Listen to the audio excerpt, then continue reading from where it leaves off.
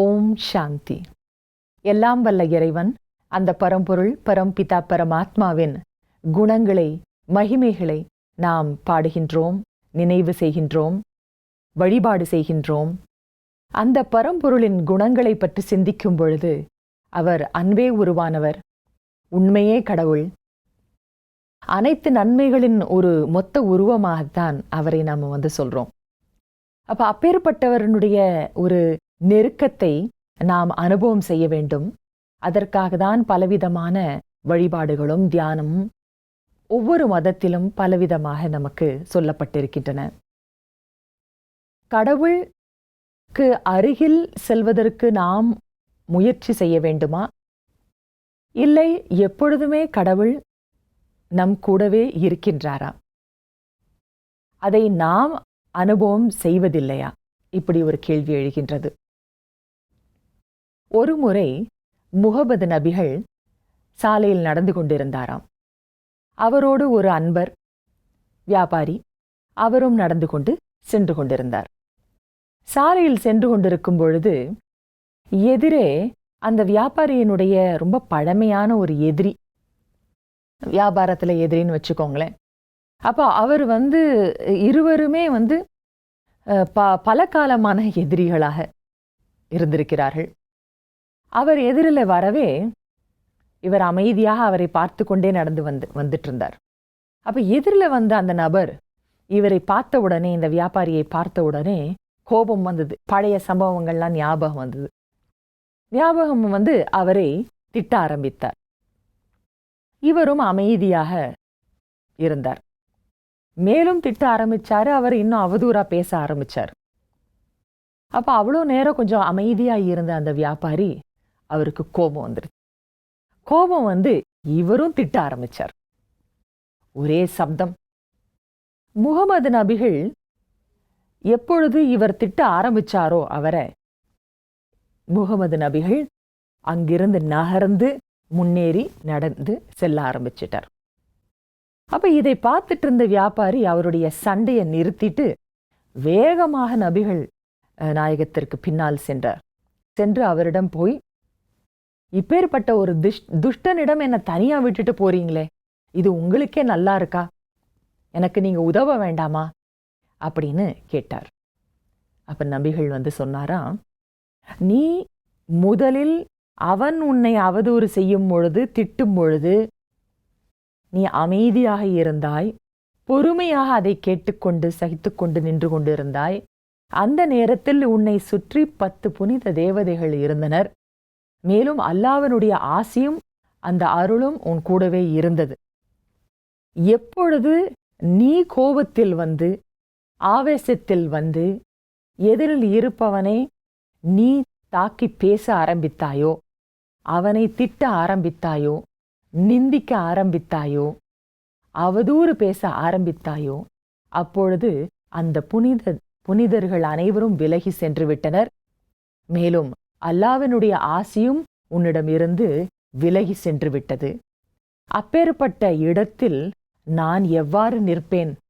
ஆகவேதான் நான் கிளம்பி விட்டேன் அப்படின்னு சொன்னாராம். எங்கு தூய்மை உள்ளதோ, எங்கு பொறாமை, வெறுப்பு, காழ்ப்புணர்ச்சி இதெல்லாம் இல்லாம இருக்கோ, அந்த இடத்துல தான் அந்த தேவதைகளும் அந்த தெய்வத்தினுடைய அருளும் அந்த பரம்பொருளினுடைய நல் ஆசையும் எப்பொழுதுமே கூடவே இருக்கும் அப்படின்னு அவருக்கு அந்த போதனை கொடுத்தாராம். ஆகவே நாம் சொல்றோம், கடவுள் எனக்கு சமயத்துல உதவி செய்ய மாட்டேங்கிறாரு, என்னை கைவிட்டுட்டாரு அப்படின்னு நம்ம சில நேரங்கள்ல நம்ம சொல்றோம். கடவுள் என்னைக்குமே கைவிடுறது கிடையாது. நாம தான் அவருடைய கையை விட்டுடுறோம். அதாவது அவருடைய கையை விடுவது அப்படின்னா என்ன அப்படின்னா, நம்முடைய நல்ல ஒரு உயர்ந்த நிலையிலிருந்து நாம் இறங்கி விடுவது.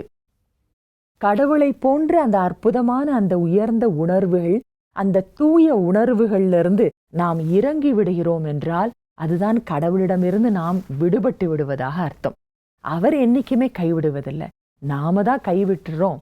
நம்முடைய வேண்டாத எண்ணங்கள்னால, தீய எண்ணங்கள்னால, நம்முடைய வேண்டாத சிந்தனையினால, நம்முடைய அந்த ஒரு கோபம், ஆவேசம், காழ்ப்புணர்ச்சி, அந்த பொறாமை, வெறுப்பு போன்ற இந்த அவகுணங்கள்னால, அந்த அவகுணங்கள் மட்டுமல்ல, அந்த அவகுணங்கள் மனதிலும் மட்டுமல்ல, அதை செயல்லையும் கொண்டு வந்துடுறதுனால நாம் அந்த பரம்பொருளினுடைய அந்த ஒரு அற்புதமான அந்த உதவியை நாம் இழப்பவர்களாக நம்ம ஆகிவிடுகின்றோம். அதுதான் உண்மை.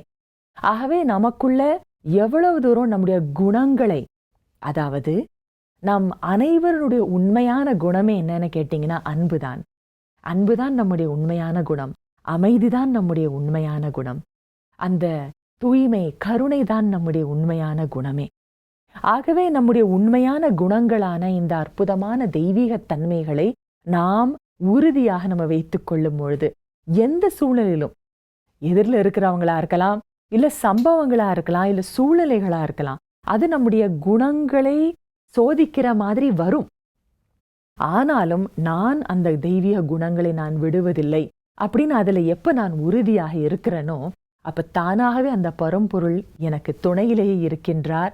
அதாவது அவருடைய உதவி, அவருடைய கையை நான் பிடித்து கொண்டே இருக்கின்றேன். அந்த சர்வசக்திவானுடைய துணையில என்னுடைய எல்லா செயல்களும், எல்லா காரியங்களுமே கட்டாயமாக வெற்றி அடையும். மேலும் நான் செய்யக்கூடிய ஒவ்வொரு செயல்கள் மூலமாக எனக்கு மட்டுமல்ல, அந்த தெய்வீக குணங்களுடைய அடிப்படையில செய்யக்கூடிய ஒவ்வொரு செயலுமே தனக்கும் பிறருக்கும் அவசியம் நன்மையை அளிக்கும். ஆகவே இந்த தெய்வீக தன்மையில் நாம் நிலைத்திருப்போம். அதற்காக நாம் எப்பொழுதுமே ஒரே ஒரு எண்ணத்தை அடிக்கடி நம்ம ஞாபகப்படுத்திக்கலாம். ஒரு விஷயத்தை என்ன அப்படின்னா, அந்த அனைத்து குணங்கள், அதாவது அன்பு, அமைதி, கருணை, இப்படி தூய்மை, இவ்வாறான அனைத்து குணங்களிலும் நிறைந்த, அனைத்து குணங்களிலும் கடலான அந்த பரம்பொருளுடைய இனிமையான குழந்தை நான். ஆகவே தந்தை எப்படியோ அப்படிதான் நானும். எனக்குள்ளும் இந்த குணங்களுடைய வெளிப்பாடு உண்டு அப்படிங்கிற அந்த ஒரு எண்ணத்தை நீங்க மனசுல கொண்டு வரும் பொழுது தானாகவே அந்த தெய்வீக குணங்கள் மேலோங்குகின்றன. தெய்வீக செயல்களும் அங்கு அவசியம் உள்ளது. நன்றி. ஓம் சாந்தி.